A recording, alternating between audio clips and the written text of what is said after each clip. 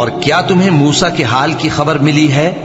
جب انہوں نے آگ دیکھی تو اپنے گھر والوں سے کہا کہ تم یہاں ٹھہرو، میں نے آگ دیکھی ہے، میں وہاں جاتا ہوں، شاید اس میں سے میں تمہارے پاس انگارہ لاؤں یا آگ کے مقام سے اپنا رستہ معلوم کر سکوں۔ پھر جب وہ وہاں پہنچے تو آواز آئی کہ اے موسیٰ، میں تو تمہارا پروردگار ہوں، تو اپنے جوتے اتار دو، تم یہاں پاک میدان یعنی طویٰ میں ہو، اور میں نے تم کو منتخب کر لیا ہے، تو جو حکم دیا جائے اسے سنو۔ بے شک میں ہی اللہ ہوں، میرے سوا کوئی معبود نہیں، تو میری عبادت کیا کرو اور میری یاد کے لیے نماز پڑھا کرو۔ قیامت یقیناً آنے والی ہے، میں چاہتا ہوں کہ اس کے وقت کو پوشیدہ رکھوں تاکہ ہر شخص جو کوشش کرے اس کا بدلہ پائے، تو جو شخص اس پر ایمان نہیں رکھتا اور اپنی خواہش کے پیچھے چلتا ہے، کہیں تم کو اس کے یقین سے روک نہ دے، تو اس صورت میں تم ہلاک ہو جاؤ۔ اور اے موسیٰ، یہ تمہارے داہنے ہاتھ میں کیا ہے؟ انہوں نے کہا یہ میری لاٹھی ہے، اس پر میں ٹیک لگاتا ہوں اور اس سے اپنی بکریوں کے لیے پتے جھاڑتا ہوں، اور اس میں میرے اور بھی کئی فائدے ہیں۔ فرمایا کہ موسیٰ اسے زمین پر ڈال دو، تو انہوں نے اس کو ڈال دیا اور وہ یکا یک سانپ بن کر دوڑنے لگا۔ فرمایا کہ اسے پکڑ لو اور ڈرنا مت، ہم اس کو ابھی اس کی پہلی حالت پر لوٹا دیں گے، اور اپنا ہاتھ اپنی بغل میں دبا لو کہ وہ کسی عیب و بیماری کے بغیر سفید چمکتا دمکتا نکلے گا۔ یہ دوسری نشانی ہے تاکہ ہم تمہیں اپنے بڑے بڑے نشانات دکھائیں۔ تم فرعون کے پاس جاؤ کہ وہ سرکش ہو رہا ہے۔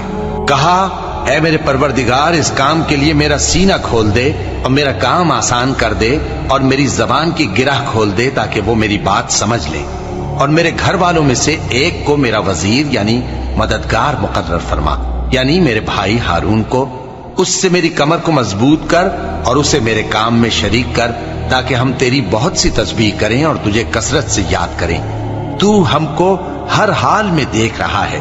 فرمایا موسیٰ، تمہاری دعا قبول کی گئی، اور ہم نے تم پر ایک بار اور بھی احسان کیا تھا جب ہم نے تمہاری والدہ کو الہام کیا تھا جو تمہیں بتایا جاتا ہے، وہ یہ تھا کہ اسے یعنی موسیٰ کو صندوق میں رکھو، پھر اس صندوق کو دریا میں ڈال دو، تو دریا اس کو کنارے پر ڈال دے گا، اور میرا اور اس کا دشمن اسے اٹھا لے گا۔ اور موسیٰ، میں نے تم پر اپنی طرف سے محبت ڈال دی، اور اس لیے کہ تم میرے سامنے پرورش پاؤ۔ جب تمہاری بہن وہاں فرعون کے ہاں گئی اور کہنے لگی کہ میں تمہیں اس کا پتہ دوں جو اس کو پالے پوسے، تو اس طریق سے ہم نے تم کو تمہاری ماں کے پاس پہنچا دیا تاکہ ان کی آنکھیں ٹھنڈی ہوں اور وہ رنج نہ کریں۔ اور تم نے ایک شخص کو مار ڈالا تھا تو ہم نے تم کو غم سے نجات دی، اور ہم نے تمہاری کئی بار آزمائش کی، پھر تم کئی سال اہل مدین میں ٹھہرے رہے۔ پھر اے موسیٰ، تم ایک اندازے پر آ پہنچے، اور میں نے تم کو اپنے کام کے لیے بنایا ہے، تو تم اور تمہارا بھائی دونوں ہماری نشانیاں لے کر جاؤ، اور میری یاد میں سستی نہ کرنا۔ دونوں فرعون کے پاس جاؤ کہ وہ سرکش ہو رہا ہے، اور اس سے نرمی سے بات کرنا، شاید وہ غور کرے یا ڈر جائے۔ دونوں کہنے لگے کہ اے ہمارے پروردگار، ہمیں خوف ہے کہ وہ ہم پر زیادتی کرنے لگے یا زیادہ سرکش ہو جائے۔ اللہ نے فرمایا کہ ڈرو مت، میں تمہارے ساتھ ہوں کہ سنتا اور دیکھتا ہوں۔ اچھا تو اس کے پاس جاؤ اور کہو کہ ہم آپ کے پروردگار کے بھیجے ہوئے ہیں، تو بنی اسرائیل کو ہمارے ساتھ جانے کی اجازت دیجیے اور انہیں عذاب نہ کیجیے۔ ہم آپ کے پاس آپ کے پروردگار کی طرف سے نشانی لے کر آئے ہیں، اور جو ہدایت کی بات مانے اس کو سلامتی ہو۔ ہماری طرف یہ وحی آئی ہے کہ جو جھٹلائے اور منہ پھیرے اس کے لیے عذاب تیار ہے۔ غرض موسیٰ اور ہارون فرعون کے پاس گئے، اس نے کہا کہ موسیٰ، تمہارا پروردگار کون ہے؟ کہا کہ ہمارا پروردگار وہ ہے جس نے ہر چیز کو اس کی شکل و صورت بخشی، پھر راہ دکھائی۔ کہا تو پہلی قوموں کا کیا حال ہوا؟ فرمایا کہ ان کا علم میرے پروردگار کو ہے جو کتاب میں لکھا ہوا ہے۔ میرا پروردگار نہ چوکتا ہے نہ بھولتا ہے۔ وہ وہی تو ہے جس نے تم لوگوں کے لیے زمین کو فرش بنایا اور اس میں تمہارے لیے رستے بنا دیے اور آسمان سے پانی برسایا، پھر اس سے مختلف نباتات پیدا کی کہ خود بھی کھاؤ اور اپنے مویشیوں کو بھی چراؤ۔ بے شک ان باتوں میں عقل والوں کے لیے بہت سی نشانیاں ہیں۔ اسی زمین سے ہم نے تم کو پیدا کیا اور اسی میں ہم تمہیں لوٹائیں گے اور اسی سے ہم تمہیں دوسری دفعہ نکالیں گے۔ اور ہم نے فرعون کو اپنی سب نشانیاں دکھائیں مگر وہ تکذیب اور انکار ہی کرتا رہا۔ کہنے لگا کہ موسیٰ، کیا تم ہمارے پاس اس لیے آئے ہو کہ اپنے جادو کے زور سے ہمیں ہمارے ملک سے نکال دو؟ تو ہم بھی تمہارے مقابل ایسا ہی جادو لائیں گے، تو ہمارے اور اپنے درمیان ایک وقت مقرر کر لو کہ نہ تو ہم اس کے خلاف کریں اور نہ تم، اور یہ مقابلہ ایک ہموار میدان میں ہوگا۔ موسیٰ نے کہا کہ آپ کے لیے یوم زینت کا وعدہ ہے، اور یہ کہ لوگ اس روز دن چڑھے اکٹھے ہو جائیں۔ تو فرعون لوٹ گیا اور اپنے سامان جمع کر کے پھر آیا۔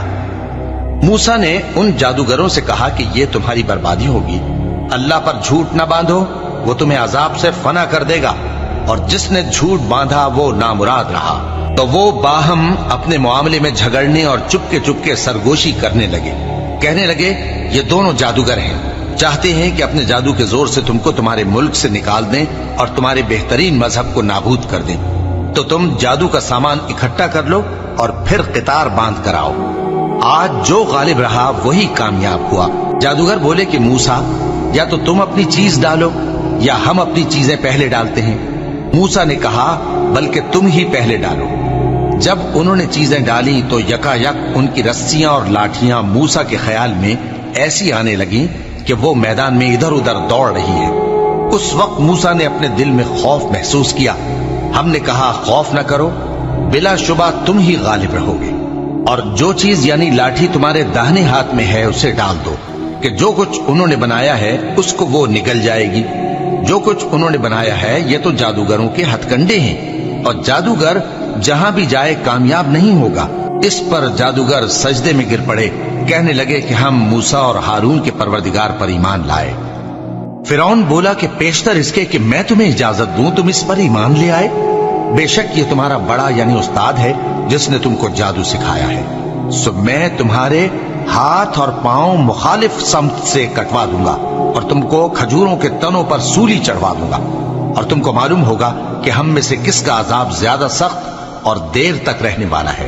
انہوں نے کہا کہ جو دلائل ہمارے پاس آ گئے ہیں ان پر اور جس نے ہم کو پیدا کیا ہے اس پر ہم آپ کو ہرگز ترجیح نہیں دیں گے، تو آپ کو جو حکم دینا ہو دے دیجئے، اور آپ جو حکم دے سکتے ہیں وہ صرف اسی دنیا کی زندگی میں دے سکتے ہیں۔ ہم تو اپنے پروردگار پر ایمان لے آئے تاکہ وہ ہمارے گناہوں کو معاف کرے، اور اسے بھی جو آپ نے ہم سے زبردستی جادو کرایا، اور اللہ سب سے اچھا ہے اور ہمیشہ باقی رہنے والا ہے۔